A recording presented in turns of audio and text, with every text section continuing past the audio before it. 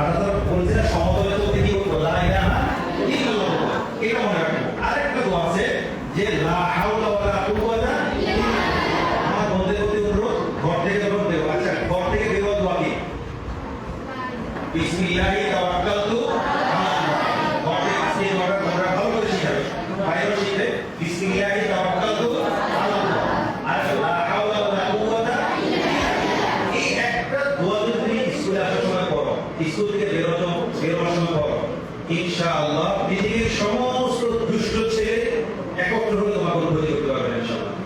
কারণ কি? বিসমিল্লাহি তাওয়াক্কালতু আলাল্লাহ মানে আল্লাহর উপর তাওয়াক্কুল করে শুরু করছি এবং আল্লাহ ছাড়া কোনো ক্ষমতা নেই। এই কথা বলার মানে হলো তুমি তোমার নিরাপত্তার দায়িত্ব কাকে দিলে?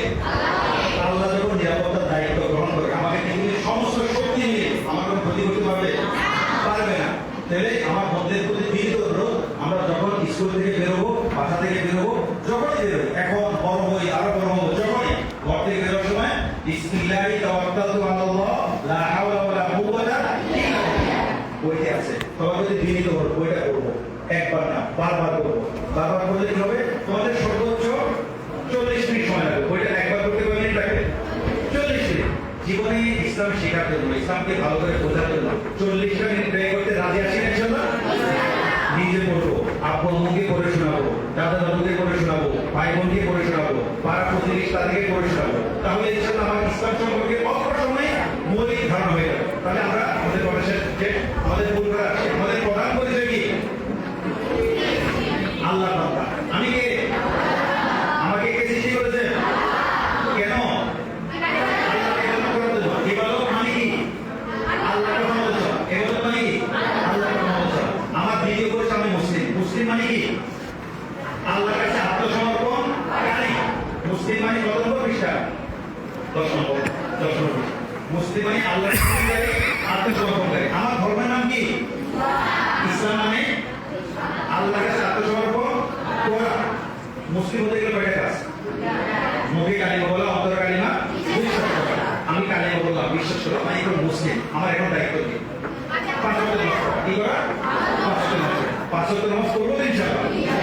আর বন্ধের প্রতি আমাদের একটা বিশ্বাস আমল, যেমনটা হলো রাতে শোয়ার আগে উযু করবো। কি করবো?